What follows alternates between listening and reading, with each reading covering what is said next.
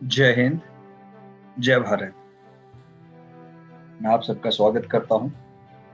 मेरा नाम है ठाकुर मनजीत सिंह और आज हम जानेंगे फंडामेंटल राइट्स के बारे में। फंडामेंटल राइट्स हमारे देश में एक बड़ा ही इम्पोर्टेंट इनका रोल रहता है हम सब की लाइफ में, हमारे संविधान में, हमारे देश को आगे बढ़ाने में। चलिए आज हम जानते हैं कि फंडामेंटल राइट्स जो है वो क्या होते हैं।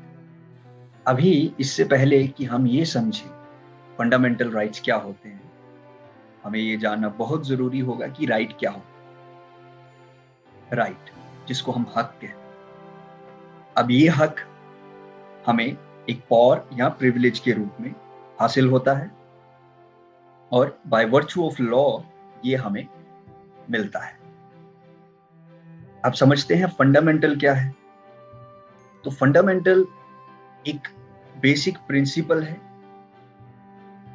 रूल कह सकते हैं हम इसको, या एक एसेंशियल पार्ट है। तो अब हम ये समझ गए कि फंडामेंटल राइट क्या हुआ। देखिए, इन दोनों शब्दों को मिलाकर हम इनका मीनिंग जो है, का मतलब जो है, उसको अंडरस्टैंड करेंगे। तो एक एसेंशियल पार्ट यानी कि एक एसेंशियल रूल जो कि पावर से जुड़ा हुआ है। तो मतलब इस हम भारत में रहते हैं, तो भारत में जो हमारे पास हक है, जो भारत की एसेंस है, जिससे भारत बना हुआ है, वो हमारे फंडामेंटल राइट होंगे, यानी कि जिससे हमारा देश पूरी दुनिया में जाना जाएगा कि हमें कौन कौन से हक दिए गए हैं। तो अब हम जानेंगे कि हमारे देश में कितने प्रकार के फंडामेंटल राइट्स अवेलेबल हैं। तो भारतीय संविधान में फंडामेंटल राइट्स जो हैं वो इस प्रकार हैं। Fundamental rights in the Indian constitution: A, right to equality यानी कि समानता का अधिकार है। आर्टिकल 14 से लेके 18 तक आपको इसका विवरण मिलेगा। राइट टू फ्रीडम, आर्टिकल 19 से 22 तक। राइट अगेंस्ट एक्सप्लॉयटेशन, ये आर्टिकल आपको मिलेगा 23 और 24 में। Right to freedom of religion, जो कि हमारा आर्टिकल 25 और 28 के बीच। कल्चरल एंड एजुकेशनल राइट्स क्या है, और राइट टू कॉन्स्टिट्यूशनल रेमेडीज, जो कि आर्टिकल 32 और 35। तो लार्जली ये आर्टिकल 12 से लेके 35 तक पाए जाते हैं। अब हम समझने की कोशिश करेंगे कि इक्वालिटी क्या है। तो equality, the fact of being equal in rights, status, advantages etcetera. समानता क्या है ये हम सब जानते हैं, पर यहां थोड़ा सा फॉर्मली समझेंगे कि हक की बात की जा रही है, राइट्स की बात की जा रही है, ठीक है, स्टेटस की बात की जा रही है, और एडवांटेज यानी कि सबको समान अधिकार, सब एक जैसे स्टेटस में और सबको एक जैसे फायदे। तो वो इक्वालिटी हमारे देश में हम सबको दी गई है और इस बात से हमें गर्व होना चाहिए। जब हम कहते हैं कि सॉरी, गर्व से कहो हम भारतीय हैं, तो वो गर्व देखिए यहां से भी आता है, क्योंकि हम सब एक दूसरे को समान मानकर चलते हैं। हमारे संविधान हमें समान मानता है। अब अगर हम समझना चाहें फ्रीडम क्या है, फ्रीडम है the power to do something on our own without anyone stopping.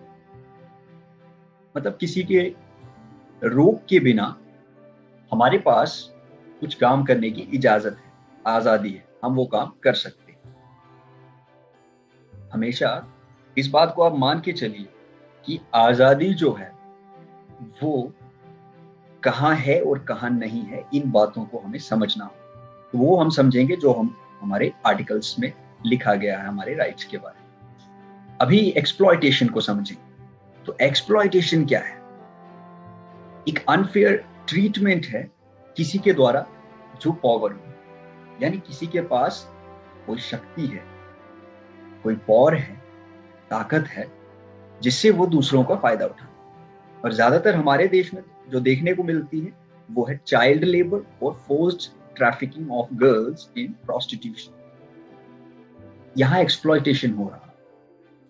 आगे बढ़ते हैं। अब हम बात करेंगे रेमेडी की। तो रेमेडी क्या है? हमारे जीवन में सबके जीवन में कभी ना कभी कोई ऐसा संकट आता है जहां हमें समझ नहीं आता कि क्या करना चाहिए। तो रेमेडी वो एक तरीका होता है टफ सिचुएशन से डील करने का। फंडामेंटल राइट्स में रेमेडी कैसे जुड़ी गई है? Right to constitutional remedies, article 32 to 35, ये आज हम समझें। अब इससे पहले वीडियो में आगे बढ़े, मैं आपसे ये रिक्वेस्ट करता हूँ, काफी सारी इंफॉर्मेशन आपको मिलने वाली है, तो जो भी आपके पास पेन या कॉपी है आप प्लीज उसको रख लीजिए। मैं दोहराऊंगा, जो इंपॉर्टेंट बात होगी आप उसको लिख लीजिएगा। तो part 3 of the Indian constitution is dedicated to fundamental rights. Understand this thing carefully. भारतीय संविधान के तीसरे भाग में आपको फंडामेंटल राइट्स का जिक्र मिलेगा। तो फंडामेंटल राइट्स जो है वो तीसरे पार्ट में लिखे गए हैं। ये बात हमें हमारे दिमाग में बैठी होनी चाहिए, क्योंकि आपको पूरा संविधान समझना है। अगर आप किसी एग्जाम की तैयारी कर रहे हैं तब आपको पूरा का पूरा संविधान समझना होगा, पूरे के पूरे जो उसके पार्ट्स हैं, सभी पार्ट्स में कौन कौन सा हिस्सा है। ठीक है, तो अब आगे बढ़ो। तीसरे पार्ट में ये सब है। तो अब हम समझेंगे कि राइट टू इक्वालिटी क्या है और जो हमारे राइट्स हैं उसमें कौन कौन से क्या क्या आता है। तो अब देखिए, जैसे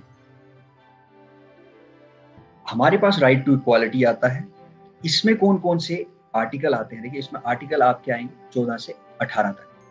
तो अब हम समझेंगे कि 14 से 18 का जो आर्टिकल है वो क्या है। आप इसको नोट डाउन भी कर सकते हैं, साथ ही साथ आपको थोड़ी सी इंफॉर्मेशन दी जाएगी, आप उसको लिखिए। Equality before law and equal protection of laws, जो कि आर्टिकल 14। अब ये आर्टिकल क्या कहता है, अगर आप विस्तार में बात की जाए तो इसमें बहुत सारी इंफॉर्मेशन है, पर मैं आपको बिल्कुल सिंपल करके कंक्लूजन में बताऊंगा कि देखिए, सबसे पहले आप ये समझिए कि इक्वालिटी बिफोर जो लॉ है ये एक ब्रिटिश ओरिजिन का कॉन्सेप्ट है, और इक्वल प्रोटेक्शन ऑफ लॉज, जो इक्वल प्रोटेक्शन ऑफ लॉज इसमें आता है, ये अमेरिकन कॉन्स्टिट्यूशन है। तो equality before law British concept and equal protection of laws American constitution से लाया गया। तो यहां पे कहने का क्या मतलब होता है कि सॉरी, इक्वालिटी जो है लीगल स्टेटस की, अपॉर्चुनिटी की और जस्टिस की, उसमें इक्वालिटी है। यानी कि लीगली हम सब एक जैसे, हम सब पे एक जैसा कानून लागू हो। अपॉर्चुनिटी की बात है तो वो भी हमें सबको बराबर मिलनी चाहिए, और जस्टिस, इंसाफ जो है उसके लिए भी सब एक जैसे हैं। तो कहने का यहाँ पे तात्पर्य ये आ जाता है कि कोई भी इंसान, अमीर है गरीब है, ऊंचा है नीचा है, ऑफिशियल है नॉन ऑफिशियल है, कानून से ऊपर कोई नहीं, कानून सब पे लागू। आपको इसकी एक सिंपल एग्जांपल दे देते हैं कि प्रेसिडेंट जो होता है हमारे देश का, उसको भी इम्पीच किया जा सकता है अगर माना जाए कि उसने कुछ गलत किया। तो ये एक इक्वल प्रोटेक्शन ऑफ लॉज और इक्वालिटी बिफोर लॉ का कॉन्सेप्ट है। यहाँ आप ये पॉइंट नोट कर सकते हैं कि A.B. डाइसी, जो कि ब्रिटिश ज्यूरिस्ट थे हमारे, उन्होंने ये कॉन्सेप्ट जो है रूल ऑफ लॉ दिया। तो बेसिकली इक्वालिटी बिफोर लॉ जो है वो क्या है, रूल ऑफ लॉ का एक एलिमेंट। तो जो हमारा कॉन्सेप्ट है रूल ऑफ लॉ के बारे में आपको एक दो पॉइंट बता देते हैं, फिर हम आगे बढ़ेंगे। आप सिंपली इस बात से ये समझ लीजिए कि no man can be punished except for a breach of law. कोई भी इंसान को कोई भी पनिशमेंट जो है, सजा नहीं दी जा सकती जब तक उसने कोई कानून नहीं तोड़ा है। ये आपका रूल ऑफ लॉ है। आर्बिट्रेरी पावर नहीं है, किसी को भी उठा के नहीं डाल सकते। ठीक है, no man is above law, कोई भी इंसान जो है वो लॉ के ऊपर नहीं। तो इंडियन सिस्टम में क्या है, कॉन्स्टिट्यूशन जो है ये इंडिविजुअल राइट्स का सोर्स है, तो ये हमें समझना पड़ेगा। सुप्रीम कोर्ट का मानना है कि रूल ऑफ लॉ जो है, यानी कि जो आर्टिकल 14 में है, इसको बेसिक फीचर माना जाता है कॉन्स्टिट्यूशन। तो भारतीय संविधान में आर्टिकल 14 जो है ये बेसिक फीचर है, और इसको आप कभी डिलीट नहीं कर सकते अमेंडमेंट के द्वारा। ये हमारे सुप्रीम कोर्ट का कहना है। अब हम नेक्स्ट पे आ जाते हैं, prohibition of discrimination on certain grounds. So what are those grounds? Religion, race, caste, sex और प्लेस ऑफ बर्थ। तो प्रोहिबिशन है, हमारे देश का संविधान कहता है, हम सबको मनाही है कि हम किसी से भेदभाव करें, इसलिए कि वो धर्म अलग है उसका, उसकी जाति अलग है, वो अलग कास्ट से बिलोंग करता है, वो स्त्री है या पुरुष है, या वो किसी ऐसी जगह से आया है, गांव से आया है, शहर से आया है, तो वो एक डिस्क्रिमिनेशन जो है वो नहीं होना चाहिए। ये आर्टिकल आपका 15 कहता है। इसमें इंपॉर्टेंट चीज आपको ये समझनी होगी कि हमने कास्ट और रिलीजन को डिस्क्रिमिनेशन नहीं होना चाहिए, उस बात पे हमें सबको हक है, सबको बराबरी में रखना जरूरी है। और फिर नेक्स्ट हमारा आ जाता है article 16, which is your equality of opportunity in matters of public employment, यानी कि equality of opportunity in public employment. तो इसमें आपको इंपॉर्टेंट चीज क्या समझनी है, वो ये कि no citizen can be discriminated against or be ineligible for any employment or office under the state on grounds of only religion, race, caste, sex, descent, place of birth or residence। कि भारतीय नागरिक जो होंगे उनमें से किसी को भी आप डिस्क्रिमिनेट, भेदभाव नहीं करेंगे, और ना ही उनको ये कहेंगे आप इस नौकरी के लिए नहीं अप्लाई कर सकते, जो कि सरकारी है, प्राइवेट सेक्टर की नहीं, सरकार स्टेट की बात की गई है। तो सिर्फ इस ग्राउंड पे कि आपका धर्म अलग है इसीलिए हम आपको ये नौकरी नहीं दे सकते, आपकी रेस अलग है, आपकी कास्ट अलग है, आप लड़की हैं, जैसे आपने रिसेंटली देखा होगा कि सॉरी एनडीए में विमेन की एंट्री अलाउ कर दी गई है। तो ये बड़े ही इंपॉर्टेंट न्यूज है, क्योंकि यहाँ माना गया कि डिस्क्रिमिनेशन हो रहा था on the basis of sex, तो नहीं होना चाहिए। तो equality of opportunity in public employment article 16 जो है वो कहता है नहीं होनी चाहिए, यानी कि इक्वालिटी होनी चाहिए, डिस्क्रिमिनेशन नहीं होना चाहिए। तो इसमें बहुत सारी कमीशंस बैठी हैं, जैसे आपकी कमेटियां बैठी हुई हैं इसमें, इसको आप पूरा डिटेल में पढ़ सकते हैं कि इसमें फिर वो जो रिजर्वेशन की जितनी भी बातें आती हैं वो सब इसी के अंडर डिस्कशन होता है। नेक्स्ट आपका आ जाता है एबॉलिशन। अब देखिए एबॉलिशन जो है वो क्या है, of untouchability and prohibition of its practice. तो देखो ये बात हमें समझनी होगी कि अनटचेबिलिटी, छूत अछूत, ये हमें आज के जमाने में इसको प्रैक्टिस नहीं किया जाना चाहिए। तो कोई भी अगर ऐसी चीज आती है तो उसको आप पनिश कर सकते हैं, ये बात आपको समझनी है। हमारा 1976 में अनटचेबिलिटी ऑफेंसेस एक्ट जो 1955 का है, उसको कॉम्प्रिहेंसिवली अमेंड किया गया 1976 में, 1976 में, और रीनेम किया गया उसको protection of civil rights act 1955। तो सिविल राइट्स एक्ट, अब इसमें क्या हुआ कि पीनल प्रोविजन ऐड कर दिया गया, यानी कि अगर आप किसी के साथ ऐसा व्यवहार करते हैं तो आपको सजा दी जा सकती है। ठीक है, अब इसमें क्या होता है कि अलग अलग है, इसमें आपको पनिशेबल क्राइम भी है और इम्प्रिजनमेंट भी है। तो आपको क्या हो सकता है, 500 रुपए का फाइन भी हो सकता है आपको, या 6 महीने की जेल भी हो सकती है। इस एक्ट को आप डिटेल में पढ़ सकते हैं। नेक्स्ट हमारा आता है एबोलिशन ऑफ टाइटल्स। इसका क्या मतलब है, और इसमें 4 प्रोविजन है। पहला प्रोविजन क्या था कि कोई भी टाइटल मिलिट्री या एकेडमिक डिस्टिंक्शन के अलावा किसी भी बॉडी या किसी सिटीजन या फॉरेनर पे नहीं रहे। तो आप साथ ही साथ कोई भी इंडियन सिटीजन किसी बाहर के देश से कोई टाइटल एक्सेप्ट नहीं कर सकता। ठीक है, कोई फॉरेनर है जिसमें ऑफिस ऑफ प्रॉफिट है या ट्रस्ट उसके अंडर है, ऑफिस जो है वो अगर प्रॉफिट ऑफिस को होल्ड करता है, ठीक है, या किसी स्टेट के अंदर या स्टेट गवर्नमेंट के अंदर कोई ट्रस्ट होल्ड करता है, तो वो टाइटल नहीं ले सकता किसी फॉरेन स्टेट से। ठीक है, प्रेसिडेंट से कंसेंट लिए। और चौथी बात ये है इसमें कि कोई भी सिटीजन है या फॉरेनर है, वही जिसमें ऑफिस ऑफ प्रॉफिट है या ट्रस्ट है सरकार के अंदर, वो कोई भी प्रेजेंट नहीं ले सकता, इमोल्यूमेंट्स नहीं ले सकता, कोई ऑफिस किसी भी फॉरेन स्टेट से वो नहीं ले सकता प्रेसिडेंट की कंसेंट के बिना। ठीक है, तो हेरिडिटी टाइटल्स जो थे नोबिलिटी के, जैसे महाराजा, राज बहादुर, राय बहादुर, राय साहब, दीवान बहादुर, जो कि कॉलोनियल स्टेट्स के द्वारा दिए गए थे, वो बैन कर दिए गए आर्टिकल 18 के। तो ये आपको समझना होगा हमारे राइट टू इक्वालिटी में। तो यहाँ पे इन सब बातों से आपको इक्वालिटी समझ आएगा कि कितनी इक्वालिटी हमें देश में अवेलेबल। अभी हम नेक्स्ट पे चलते हैं। तो नेक्स्ट हमारा है राइट टू फ्रीडम। तो राइट टू फ्रीडम जो है, इसमें आप समझेंगे कि बहुत सारे राइट्स हैं और ये जितने भी राइट्स हैं इनको आप समझेंगे। सबसे पहला क्या है, फ्रीडम में, फ्रीडम देखिए पावर टू डू समथिंग, तो प्रोटेक्शन ऑफ 6 राइट्स, इसमें 6 राइट आपके प्रोटेक्ट किए गए। सबसे पहला इसमें राइट आता है स्पीच एंड एक्सप्रेशन, यानी कि बात करने की और एक्सप्रेशन की आपको इजाजत है। असेंबली, आप इकट्ठा हो सकते हैं, मिलकर किसी विचार के बारे में बात कर सकते हैं। एसोसिएशन, आप किसी के साथ भी एसोसिएट रह सकते हैं, यानी कि आप एक ऑर्गेनाइजेशन बना सकते हैं।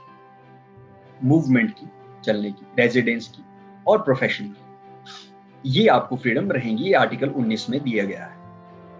फिर आता है protection in respect of conviction for offences, ये आपका आर्टिकल 20 है। आर्टिकल 20 जो है, इसमें आपको इंपॉर्टेंट चीजें समझनी है, क्योंकि इसमें क्या है कि arbitrary and excessive punishment to an accused person, whether citizen or foreigner or a legal person like a company or a corporation, it cannot happen. आप आर्बिट्रेरीली या एक्सेसिवली, बिना सोचे समझे, आर्बिट्रेरी होता है कि डिसीजन लेना बिना किसी लॉ को कंसिडर किए, तो ऐसे आप किसी को भी पनिश नहीं कर सकते। सबके पास प्रोटेक्शन के राइट रहेंगे। हाँ, आपने कोई ऑफेंस किया है तो उसका जो पनिशमेंट लिखा गया है संविधान में या कोड्स में, वो आपको मिल सकता है, लेकिन एक्सेसिव पनिशमेंट जो है वो आपको नहीं जाएगा, और इस पर आपको ध्यान होना चाहिए। ये यूजुअली उन लोगों के लिए होता है जो लॉ ब्रेक करते हैं, ठीक है। तो जैसे मान लीजिए कि कोई भी पर्सन है, इसमें कहते हैं no ex post of factual law, which means no person shall be first convicted of any offense except for violation of a law in force at the time of commission of the act, nor subjected to a penalty greater than prescribed by law in force at the time of commission of the act।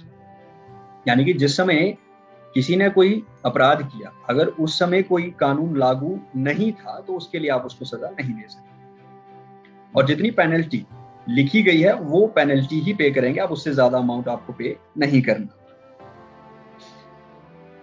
Double Jeopardy नहीं होनी चाहिए, किसी भी इंसान को एक ही crime के लिए 2 बार पनिश नहीं कर सकते, ठीक है। अभी कोई भी इंसान अपने ही खिलाफ विटनेस नहीं बन सकता, ये इंपॉर्टेंट चीज है। जो सेल्फ इंक्रिमिनेशन है उसका प्रोविजन नहीं। नेक्स्ट है आपका protection of life and personal liberty. तो इसका कहने का मतलब है कि no person shall be deprived of his life और personal liberty except according to the procedure established by law. तो सिटीजन और नॉन सिटीजन दोनों के लिए ये है। आपको आपका जो पर्सनल लाइफ है, पर्सनल लिबर्टी है, और जो लाइफ है उससे आपको कोई भी हक नहीं छुड़ा सकता। उसके बाद आपका आता है राइट टू एलिमेंट्री एजुकेशन। तो एजुकेशन क्या है? Article 21A declares that the state shall provide free and compulsory education to all children of the age of 6 to 14 years in such a manner as the state may determine। तो इससे क्या है कि आपका जो elementary education है वो ना ही एक फंडामेंटल राइट बन जाता है, ठीक है। एजुकेशन जो है, एलिमेंट्री एजुकेशन है, वो फंडामेंटल राइट। हायर एजुकेशन या प्रोफेशनल एजुकेशन इसमें इंक्लूड नहीं होता, ये आपको समझना होगा। और ये प्रोविजन ऐड किया गया था 86th constitutional amendment act of 2002। मैं इसको रिपीट करता हूँ, 86th constitutional amendment act of 2002, उसमें इसको ऐड किया गया था। नेक्स्ट जो है protection against arrest and detention in certain cases, article 22। It grants protection to persons who are arrested और डिटेन्ड। अब देखिए, डिटेंशन जो होती है वो 2 टाइप की होती है, आपको यहाँ समझना पड़ेगा। एक होती है प्यूनिटिव, एक होती है प्रिवेंटिव। प्यूनिटिव डिटेंशन क्या होती है? जिसमें आप एक इंसान को सजा सुनाते हैं उस क्राइम के लिए या उस ऑफेंस के लिए जो उसने किया है, ट्रायल के बाद और conviction in a court. What is it? Punitive detention is to punish a person for an offense committed by him after trial and conviction in a court. But preventive detention, on the other hand, means detention of a person without trial and conviction by a court. तो punitive detention क्या होती है? यानी कि जब court जो है वो ये बता देता है कि भाई इसका ये ऑफेंस है, यानी कि कोर्ट जो सजा सुनाता है, वो होती है प्यूनिटिव। और प्रिवेंटिव क्या होती है? जिसमें अभी ट्रायल नहीं हुआ होता, आपको ट्रायल से पहले अरेस्ट किया जाता है। इसका पर्पस ये नहीं होता कि आपको सजा देनी है, बट प्रिवेंट करना कि कहीं आप उसको दोबारा से रिपीट ना करें। आर्टिकल 22 जो है, इसके दो पार्ट हैं, ठीक है। पहला जो पार्ट है वो ऑर्डिनरी लॉ है, और दूसरा पार्ट डील करता है प्रिवेंटिव डिटेंशन, जो हमारे प्रिवेंटिव डिटेंशन लॉ है उनके साथ। नेक्स्ट जो है, नेक्स्ट हमारा आता है राइट अगेंस्ट एक्सप्लॉयटेशन। और राइट अगेंस्ट एक्सप्लॉयटेशन में आपको मिलेंगे हमारे दो आर्टिकल, जो कि क्या है, इनके बारे में हम देखिए अभी देखते हैं कि prohibition of traffic in human beings and forced labour. देखिए, ट्रैफिक हो रही है, एक घर से किसी को किडनैप करके किसी दूसरी जगह बेचा जा रहा है, काम करवाया जा रहा है उससे। तो ये ट्रैफिकिंग जो है, इलीगल ट्रैफिकिंग जो है, इसका एक ये काफी शर्मनाक बात होती है, पर ये ट्रेड भी लोग करते हैं, और ज्यादातर ऑर्गेनाइज्ड क्राइम में ही इसका आपको पार्ट देखने को मिलेगा। फोर्स्ड लेबर है, जबरदस्ती लेबर करवाई जाती है। तो ये एक समय पे थे, भारत में था जब ब्रिटिशर्स का रूल था, पर अब तो नहीं होना चाहिए, पर अनफॉर्चुनेटली आपको ये केसेस आज भी मिले। तो prohibition of employment of children in factories, बच्चों को फैक्ट्रीज में, हजार्डस फैक्ट्रीज में एम्प्लॉय करना भी एक क्राइम है, फंडामेंटल राइट्स के खिलाफ वायलेशन है उसका। ये दोनों चीजें जो है आर्टिकल 23 और 24 जो है वो सिक्योर करता है, ठीक है। आप देखेंगे भारत में, जम्मू में आप कहीं पे भी जाएं, आपको मिलेगा छोटे छोटे बच्चे जो हैं वो लेबर का काम कर रहे हैं। अब ज्यादातर हमारे समाज में ये कह दिया जाता है कि भाई उनके पेरेंट्स की कंसेंट है। तो पेरेंट्स की कंसेंट भी हो तो तब भी आपके फंडामेंटल राइट्स नहीं छीने जा सकते। 6 साल से 14 साल की उम्र के बच्चे को फ्री एजुकेशन है, तो उसको पढ़ाने की तरफ ध्यान देना चाहिए, क्योंकि साक्षरता है, साक्षर होगा देश तो आगे बढ़ेगा। अगर असाक्षरता रही, अगर हम अनपढ़ रहे, तो हम कैसे देश चलाएं? तो देखिए, ये एक फंडामेंटल राइट्स हैं, इसकी आपको वायलेशन भी मिलेगी, पर ये आपको गारंटी किया जाता है संविधान में। तो अगली आप देखेंगे राइट टू फ्रीडम और रिलीजन, फ्रीडम ऑफ रिलीजन, यानी कि आपको धर्म के प्रति कुछ हक है। तो वो क्या हक है, आप इनको समझिए, ठीक है। Freedom of conscience and free profession, यानी कि आपके पास कॉन्साइंस और free profession, practice and propagation of religion, यानी कि अपने आप मन के बीच में आप भगवान से कोई भी रिश्ता बना सकते हैं, आपको किसी को फॉलो करने की जरूरत है। और ऐसा हो रहा है आजकल, सबका अपने अंदर का ही एक अपना ही भगवान है।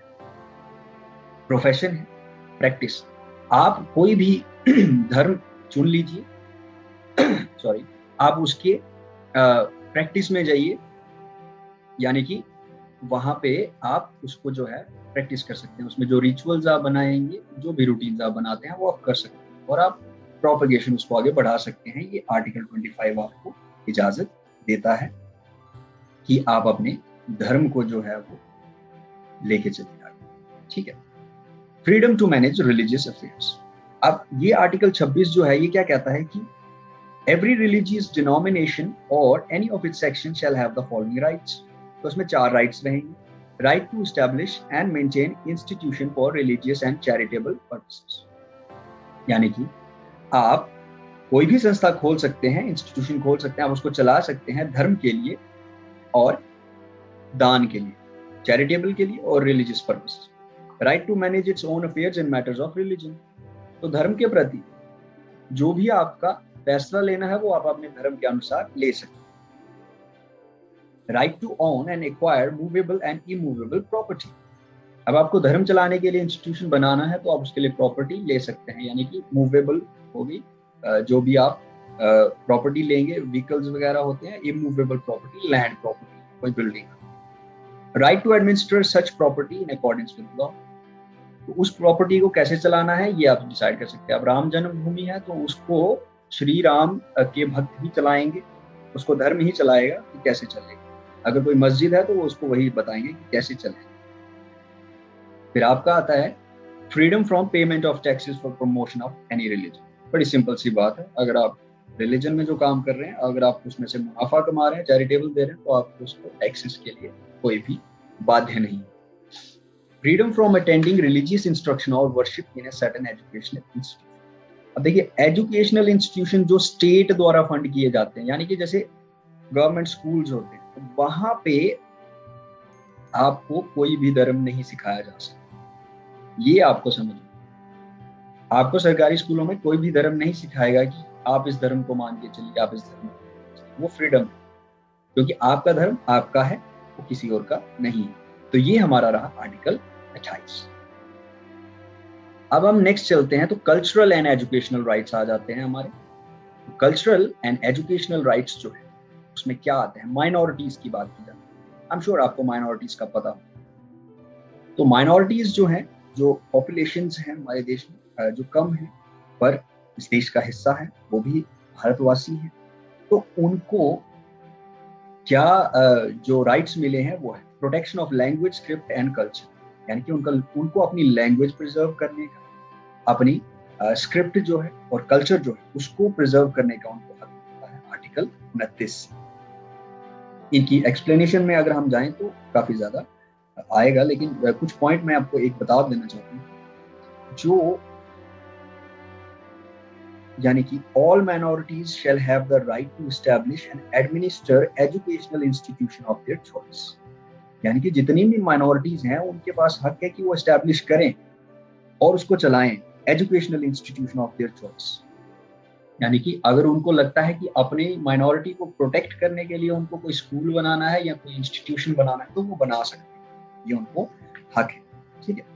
अब जब दूसरा बात यह है कि in granting aid the state shall not discriminate against any educational institution managed by a minority, कि सरकार जो है वो कभी डिस्क्रिमिनेट नहीं करेगी किसी भी एजुकेशनल इंस्टीट्यूशन में जो कि माइनॉरिटी के द्वारा चलाया जाता है, उसमें कोई डिस्क्रिमिनेशन नहीं होगा, उसको भी प्रॉपर ट्रीटमेंट दिया जाए। फिर आता है यही right to of minorities to establish and administer educational institution, जो आपका आर्टिकल 30। इन दोनों आर्टिकल से ये बात क्लियर होती है कि आपको हक है। आर्टिकल 29 का जो है उसमें इंपॉर्टेंट चीज ये आती है कि कोई भी सेक्शन या सिटीजन भारत के किसी के भी हिस्से में रह रही है, अगर उनकी भाषा अलग है, उनका कल्चर अलग है, तो वो उसको कंजर्व कर सकते हैं, वो उनको हक है। तो ये आपके cultural and educational rights are. Next आता है right to constitutional remedies. Constitutional remedies क्या है? देखिए, इसमें आप इसको मैं आपको बता दूं, इसको हम कहते हैं, इसको बी.आर. अम्बेडकर जी ने इसको कहा है कि ये heart and soul of Indian constitution. अब क्यों है? देखिए, फंडामेंटल राइट्स अभी तक जो थे वो सारे के सारे लिखे गए हैं कि ये राइट्स हैं आप, पर कौन सी ऐसी फिजिकल बॉडी है जो इन राइट्स का ध्यान रखती है कि ये हो रहे हैं या चल रहे हैं?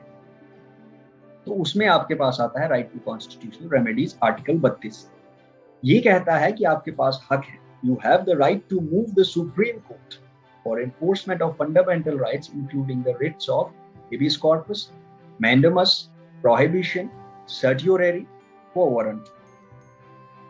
अब यहाँ पे क्या है पॉइंट समझिए, ये रेमेडी है, यानी कि जहां पे आपको लगता है कि आपके फंडामेंटल राइट्स जो है या किसी पर्सन के फंडामेंटल राइट वायलेट हुए, तो आप सुप्रीम कोर्ट को अप्रोच कर सकते हैं कि यहाँ पे हमारे राइट्स जो हैं ये सस्पेंड हुए हैं, वायलेट हुए हैं, आप इनका डिफेंडर बनिए, आप इनके गारंटर बनिए। तो डिफेंडर और गारंटर हमारे फंडामेंटल राइट्स के कौन है? Supreme court. ठीक है, तो ये सुप्रीम कोर्ट के पास एक और रहे। अब इसका आर्टिकल 32 का पर्पस क्या है कि एक guaranteed, effective, expeditious, inexpensive summary remedy for the protection of fundamental rights. मैं इसको रिपीट करता हूँ। Article 32, the purpose of Article 32 is to provide a guaranteed, effective, expeditious, inexpensive, and summary remedy for the protection of fundamental rights. So this is about your fundamental rights. Now we will discuss some important factors about fundamental rights. What is this? Fundamental rights are not absolute but qualified. What does it mean? आपके fundamental rights पे restriction लगाई जा सकती है, और वो restriction courts लगाते हैं, क्योंकि देखिए कोर्ट ही है जो गारंटर है। तो कोर्ट डिसाइड करेगा कहाँ गारंटी जो है वो देनी है और कहाँ पे इसको हम ले सकते हैं वापस। अब जैसे मार्शल लॉ किसी एरिया में अगर हो तो फंडामेंटल राइट टेम्पररी सस्पेंड हो जाते हैं, क्योंकि तो वहां पे मिलिट्री का कंट्रोल आ जाता है। ठीक है, मिलिट्री कंट्रोल जब तक चल रहा है तब तक मार्शल लॉ में आपके फंडामेंटल राइट सस्पेंड किए। आर्टिकल 20 और 21 जो है अब सस्पेंड नहीं कर सकते नेशनल इमरजेंसी के दौरान। इनको इसीलिए सुप्रीम फंडामेंटल राइट्स कहा गया। सुप्रीम राइट्स हैं आपके ये आर्टिकल 20 और 21 में, जो हमने अभी अभी डिस्कस किया। इनफैक्ट आर्टिकल 21 को मैं फिर से लेंथ में डिस्कस करना चाहूंगा आपके साथ। ये आगे वो पॉइंट जिनके बारे में हमने अभी बात की कि फंडामेंटल राइट्स का स्कोप ऑफ ऑपरेशन लिमिट कौन करता है, तो इसमें आपको आर्टिकल 31 दिखेगा। आर्टिकल 31 ये कहता है कि saving of laws providing for acquisition of states. ठीक है, तो इसमें कहने का मतलब क्या है कि जो स्टेट है हमारी, उसके पास कुछ प्रोविजन है। वो प्रोविजन है जिस प्रोविजन से वो आपके फंडामेंटल राइट्स को लिमिट कर सकते हैं, यानी कि रेस्ट्रिक्ट कर सकते हैं। तो उसमें आपके पास सबसे पहला जो राइट रहेगा वो है आपका 31 बी। ठीक है, 31 बी कहता है कि validation of certain acts and regulations included in the 9th schedule. तो पूरा का पूरा संविधान आपस में जुड़ा हुआ है। तो 9th शेड्यूल में अगर कोई उसके अंतर्गत कोई एक्ट या रेगुलेशन आती है तो उस पे उसको आप लागू किया जा सकता है। आर्टिकल 31C में आता है saving of laws giving effect to certain directive principles. अब इनको लेंथ में समझने के लिए आपको DPSP directive principles of state policy और इन आर्टिकल्स के पीछे छुपी हुई बात जो 9th शेड्यूल में है उसे समझ। हमारा यहाँ पे पर्पस ये है कि आपको इंट्रोड्यूस करवा दिया जाए। नेक्स्ट आपकी इंफॉर्मेशन जो है वो ये है, देखिए फंडामेंटल राइट्स जो हैं उनमें एक राइट था, राइट टू प्रॉपर्टी, जिसको डिलीट कर दिया गया। अब उसको डिलीट किसने किया और कैसे हुआ? वो डिलीट हुआ 44th अमेंडमेंट एक्ट जो कि हमारा पास हुआ। 44th अमेंडमेंट एक्ट जो है उसके अकॉर्डिंग जो आपका राइट टू प्रॉपर्टी है वो नहीं रही। अब freedom of speech and expression को हम थोड़ा सा लेंथ में समझने की कोशिश करें। Freedom of speech and expression में आपको क्या क्या हक मिलते हैं? पहला तो यही कि right to propagate one's views as well as views of others.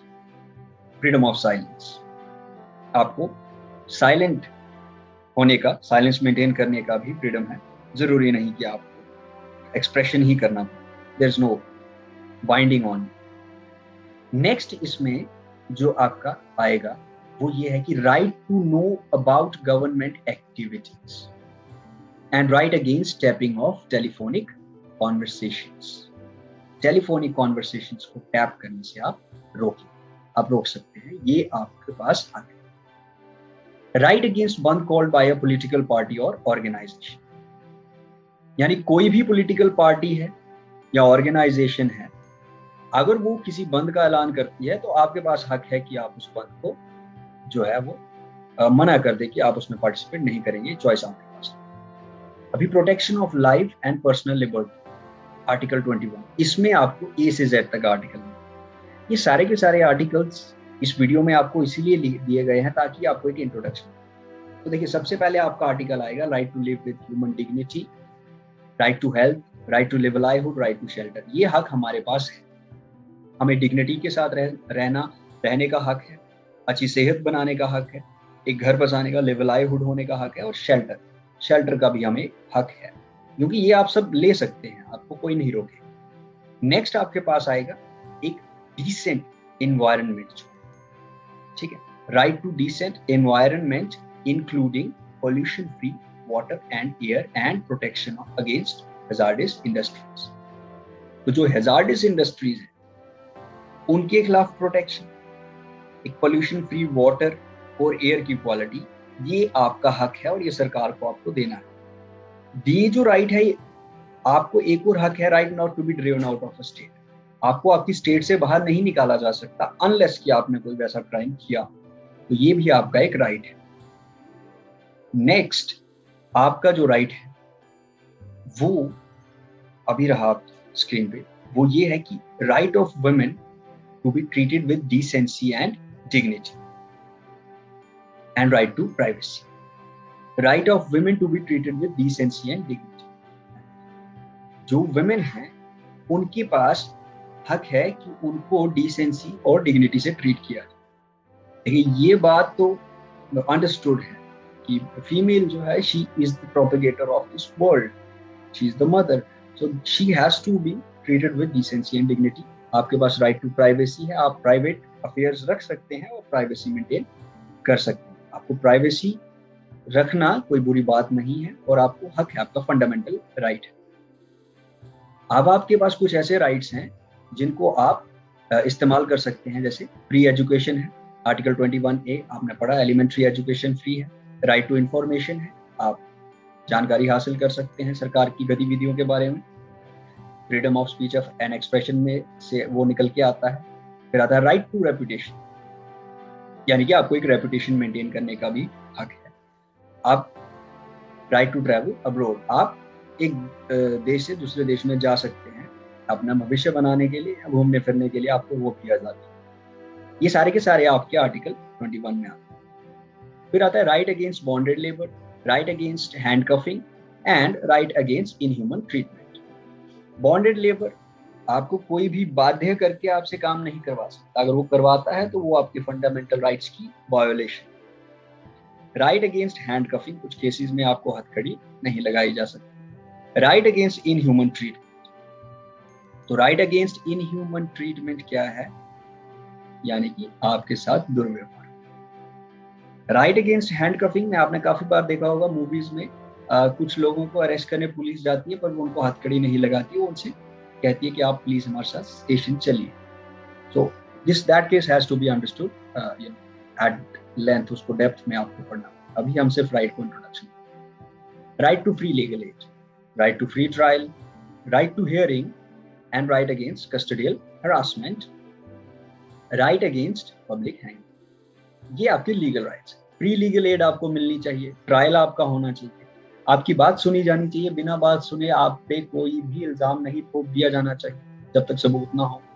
Right against custodial harassment, custody में अगर आपको लिया गया है, मान लीजिए आपकी अगर प्रिवेंटिव डिटेंशन हुई है, प्यूनिटिव नहीं है, प्रिवेंटिव डिटेंशन हुई है, तो आपको हरासमेंट नहीं दी जा सकती, जो कि काफी सारे केसेस हमारे देश में सामने आते हैं। कभी कभी पुलिस पर्सनल एग्रेसिव हो जाते हैं तो वो आपके साथ हरासमेंट भी होती है। राइट अगेंस्ट पब्लिक हैंगिंग, ये प्रथा किसी समय पर थी, आजकल नहीं है, तो that is also your right that you should not be hanged publicly.